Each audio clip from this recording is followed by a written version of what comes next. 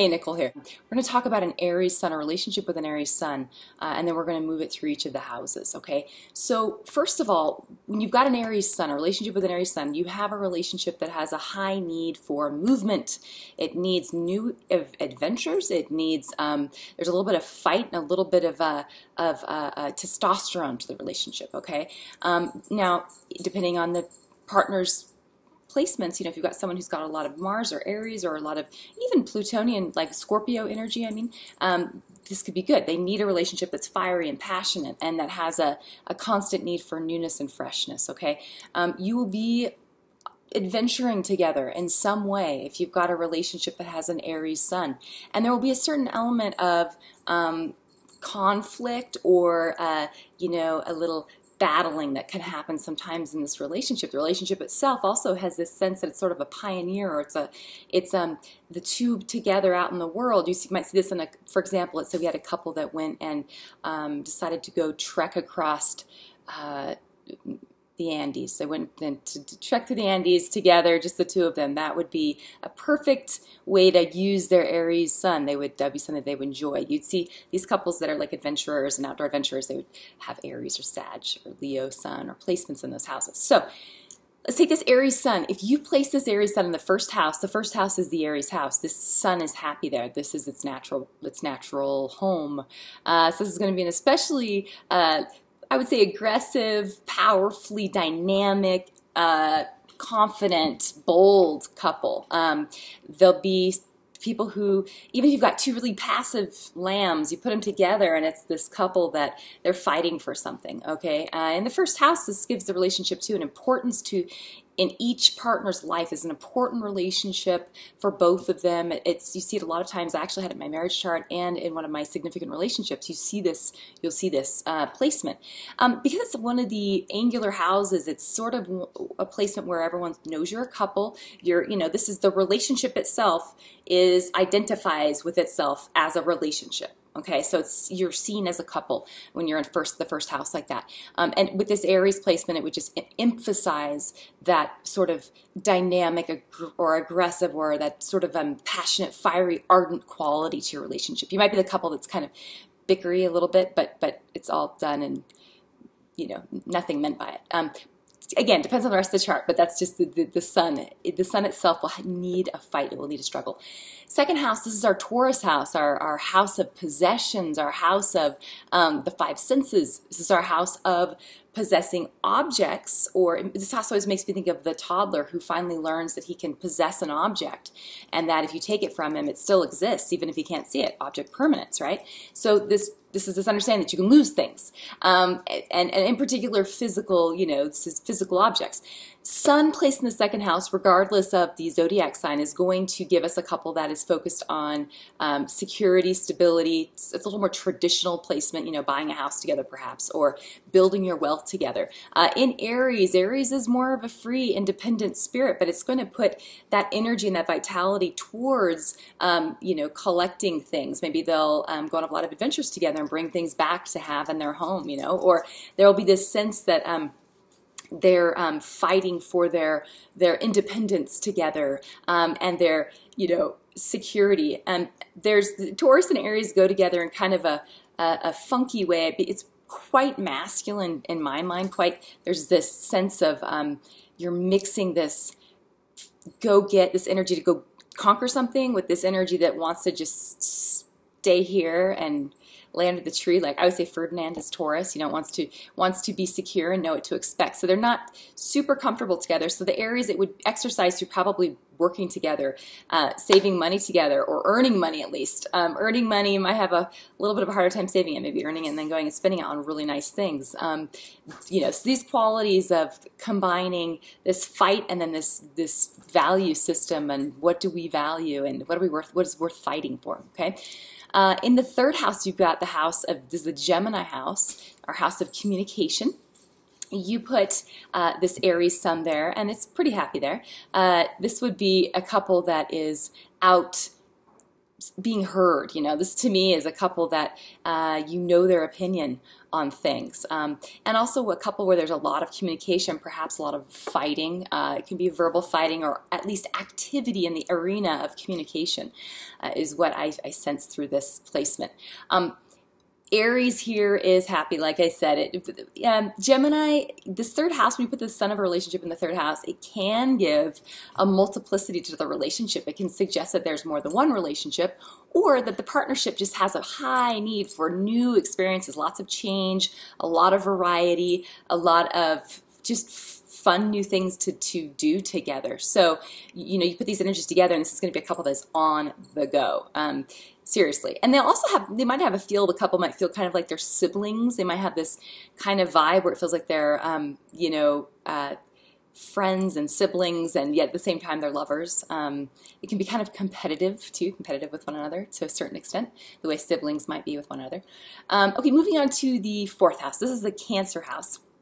So in the Cancer house, this is one of the angular houses as well. It's at the bottom of our chart. It represents home, childhood, the family. It's, you know, the part of our psyche that's the most sort of secure, because it's the deepest inside of us. It's our safe place. You put Aries there, and this is always one, when I see it even in a natal chart, birth chart, this is not the most comfortable placement. There's a restlessness with this placement. But, you know, again, we'd have to look. I would immediately look to both of the other, I would refer immediately to the moons of the other, of each partner, and see where do those moons fall, if they're in water, or if they're in water houses, or if they're, you know, have some aspects to perhaps, you know, Neptune or Venus, or some sort of softening aspects. This would give this relationship, both partners would have this need for an emphasis on activity in the home. Now, Aries here can bring a desire to not be home so much, but to be out and about together. So perhaps this would be a couple that would literally be pioneers. You know, this would be like the placement of a couple that were pioneers. Throw some Taurus in there, and you've got like cattle and the whole deal. You got a farm and all that. So, but with Aries, I would say this is definitely a couple that has to create together their sense of what home is. Now, also thinking of Aries from this perspective, Aries is the child. This could be a relationship too, where the two together in their home, they feel there's a sense of safety there at home, but there can be this conflict between wanting to be there and then also it feeling suffocating and then needing to leave, and then, you know, this kind of thing, sort of a back and forth, being together at home, being away, kind of over and over. Moving into the fifth house. Fifth house is our Leo house. It's the house of creativity and self-expression. It's ruled by the sun. With this house, you put an Aries sun there. It's pretty happy. I mean, pretty damn happy. It's can self-express. It can do what it wants. It's a couple that they'd be very passionate. Lots of projects, I can imagine, or things that they do together. I could see this as a couple that's even on stage together, because this is Leo, of course, but with that Aries energy, maybe they're like CrossFit. They do CrossFit together, you know, or they like compete in CrossFit together. You know, so like combining this desire to be on stage, this desire to compete or to have a fight. It could also be, you know, again, it depends on the moon of the relationship. That's going to flavor this entirely.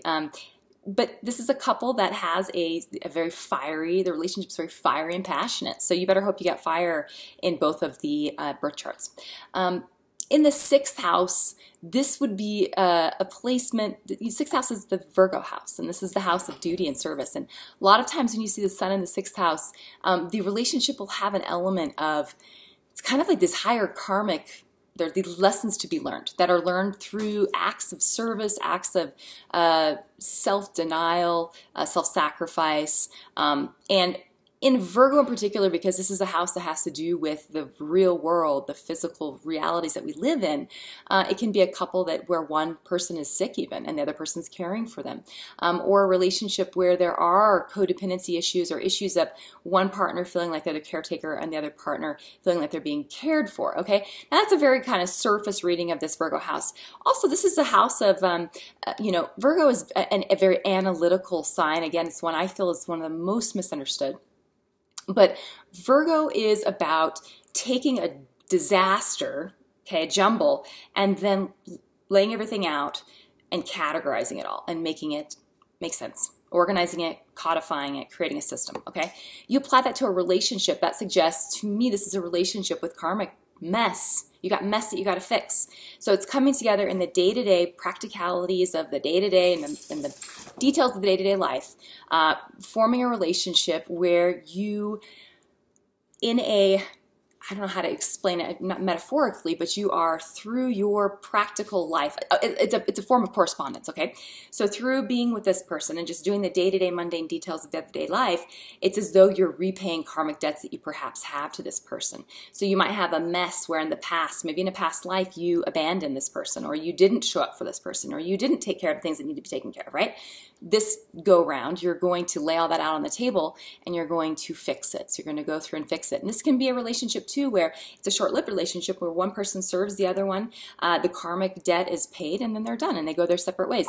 But many times you'll see this being done in the day-to-day life, okay? And when you apply Aries to this, this suggests to me that there is, again, a little bit of a tension with this. Aries is quite selfish and Virgo is the opposite. So the relationship itself is not entirely comfortable in this house, but it might be the two of you going out together as a relationship, as a couple, and serving others, perhaps like maybe it's a couple that adopts or has foster children, you know, that kind of thing, where the couple itself, remember this is always, the sun is always about the relationship itself. What is it? How is it being expressed? Okay. And what are its needs for self or for will expression? What does the relationship need to do, say? That's not the right word, not do, but you know, what does the self-expression of the relationship look like? Okay. All right. Seventh house. Now we've crossed over our descendant. Descendant in a composite or a Davison chart is how the relationship is seen by other people. Not seen, but it's how it's related to. Okay, the ascendant is how people kind of see you guys. It's like the vibe people will get off of you. The descendant's going to say, this is how the relationship interacts with other people, other couples, and etc. The seventh house, if you've got this Aries sun in the seventh house, this is always an interesting placement because Aries is opposite. Aries is first house, okay? Seventh house is Libra. So you put Aries in the Libra house, the house of relating in a partnership, and you have a placement that, again, is a little uncomfortable. This Aries sun has a desire to strike out in the world and go do its own thing. You put it in a Libra house, and perhaps this is a couple that needs to come together with other people. Perhaps this is a couple that needs, you know, it can be, I don't know, geez, you know, other couples that you spend time with, that you work with, that you partner with through business. But the relationship itself is learning about exercising its own vision, you know, of how things should be, or doing its own thing, but through considering and taking into consideration other people's needs. So perhaps this is also with family, or maybe this is a second marriage or something, and this is, you have to, the relationship is not its own little insular entity. It's got to take into consideration other people in the family, or you know, former partners and things like this. So the relationship is learning to be less selfish through relating to other relationships. Now, this is also a placement that can give a bit of conflict between the two, you know, I mean, again, Aries is not totally comfortable in Libra. It's a stretching. It's a place for us to stretch and grow, to find a place of compromise. So coming to that place it's a good thing. It's a good growth placement. Oh wait, eighth house. This is our Scorpio house. This house has to do with life and death, sexuality, regeneration, and transformation. So you put the sun, this Aries sun there. This is quite a steamy, hot, obsessive, almost even placement. This I see, and I see a lot of times the sun in the eighth house, either in the composite chart or in those Marks charts where you take the Davison and you compare it to each partner. Do a Davison, take the Davison chart of the relationship, and then you make another Davison with each partner separately. So you make two charts. A lot of times you'll see eighth house craziness, you know, sun, moon, whatever, all kinds of aspects, the Pluto, and then aspects being made to that sun and moon perhaps by Pluto or by Mars to kind of activate it. This placement says that this relationship is going to undergo a lot of death and rebirth, and it can be quite dramatic. I mean, Aries and Scorpio together is like war, you know, it's battle, it's quite passionate, you know, assuming that the sexual planets are supportive, it would be very passionate, sexually passionate, because it's quite a cathartic placement for this sun, okay? And also this Aries sun might this relationship might have a hard time withstanding the intensity of that 8th house, or it may seek out activities that are dangerous or that are, you know, taboo or occult or things like that, to experience to experience exactly what this 8th house energy is, you know. Okay, 9th house is our Sagittarius house. You put an Aries composite sun there. It's happy. It's a fire sign, right? So Sagittarius has to do with the wisdom of the world. It's on the knowledge axis, the mutable signs.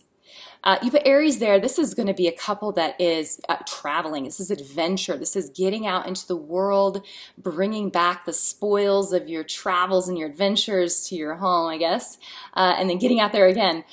This is a couple that, great placement for a couple that serves as teachers of some kind. If, you know, a couple that owns a yoga studio, I could see that with this placement, or maybe even spiritual or religious teachers or practitioners of some kind, or even, you know, coaches. And this is also the house of publishing and writing. This is a couple that perhaps they're writers and they are prolific writers and they write together, or one of them writes and the other one supports the other one, or, you know, that kind of thing. Outdoors, adventure, this whole theme of jumping into all the wisdom of the world, the wisdom that comes from cultures other than one you grew up in, and from nature, because that's, we ultimately, the idea is, let's get back to the truth, which is we are all from the same family and we are all made of the elements of this earth. So that's the real wisdom. That's the oneness. That's the wisdom of the 9th house. So it's a very optimistic placement. This couple might get themselves into trouble trying things that are a little too adventurous at times, perhaps. This is kind of a daredevil placement, but it could be really fun. 10th house is our our Capricorn house. It's our house of business, and, you know, traditionally it's the top of the chart, so it's status, it's being seen. This is one of those houses, again, like the 1st and the 4th and the 7th. People will know you're a couple. This is an important relationship. Many times this placement would suggest to people that come together for the purposes of career advancement, or for, you know, to run a business together. In Aries, it would suggest self-employment, you know, working together on your own business. Lots of new ideas. Very kind of creative placement with that fiery Aries energy of the child, coming up with new spontaneous things, mixed in that 10th house of crystallizing. So a couple that really, the relationship needs a project to be working on and to be building towards. And it's nice, the Capricorn tempers that sort of Aries spontaneity. It'll make the relationship a little more grounded, which can be good. And then, you know, of course, with all of these, by the way, I didn't mention this, and I should have, I'll put it in the notes, but you want to look at the natural ruler of each of these houses, of the zodiac sign of each of these houses. So, for example, 10th house is Capricorn. That's the natural ruler of the 10th house. Look at Saturn, the ruler of Capricorn. Where does it fall in the relationship chart, and what aspects are being made to it? And then look at the birth charts to that as well, okay? Now, and you can do that wherever your sun falls, look at the ruler of that house, okay, and see what aspects are being made to it. It's very important. Now, on to the 11th house. This is the Aquarius house. This house has to do with everything from our friendships to the associations that we belong to. I think of the Aquarius house as it's opposite the 5th house, Leo.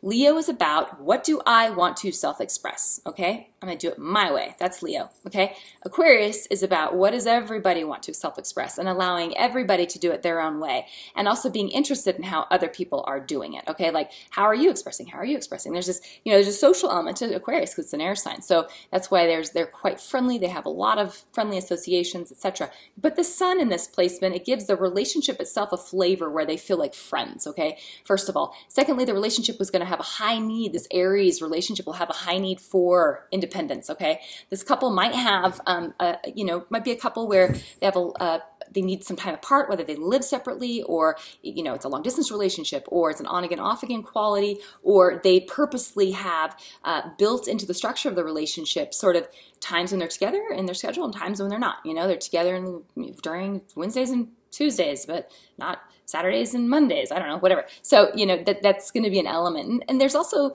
this can give some instability to a relationship. I mean, this is just looking at one part of the chart. There's a whole bunch of other information here, but overall, the way that the relationship will express is very sparkly, dynamic. Again, you've got that Aries fieriness mixed with the Uranian kind of oddness.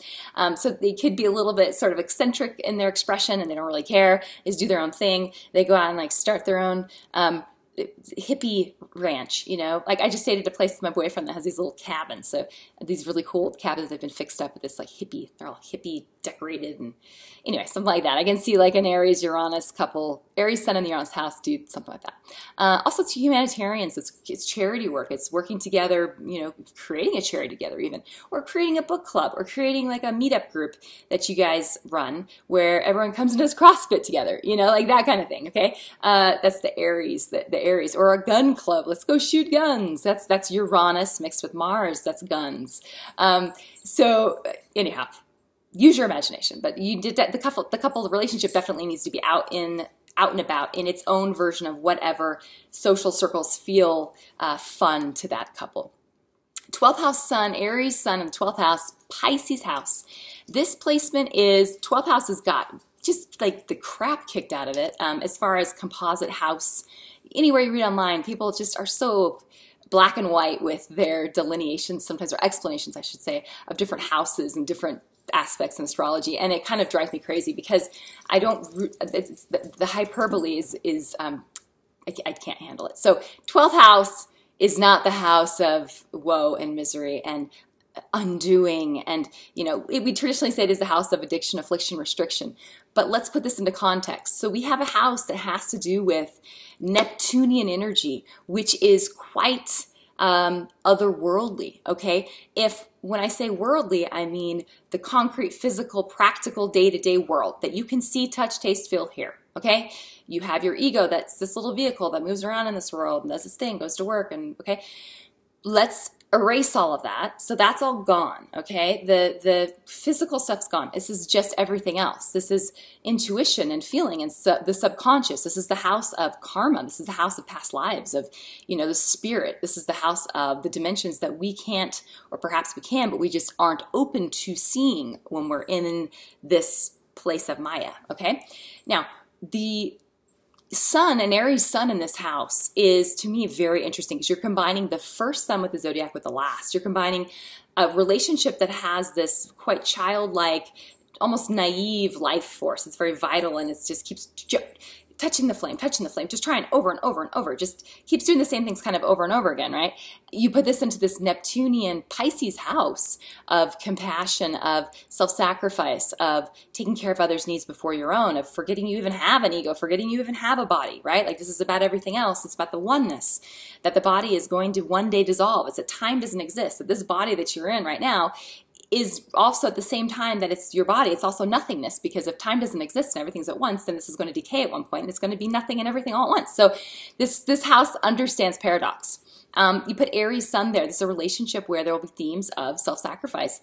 The relationship itself, I can really see this being one that's tough to maintain. I can see this being a relationship where themes of self versus the other will come up, of course, but relative to the relationship.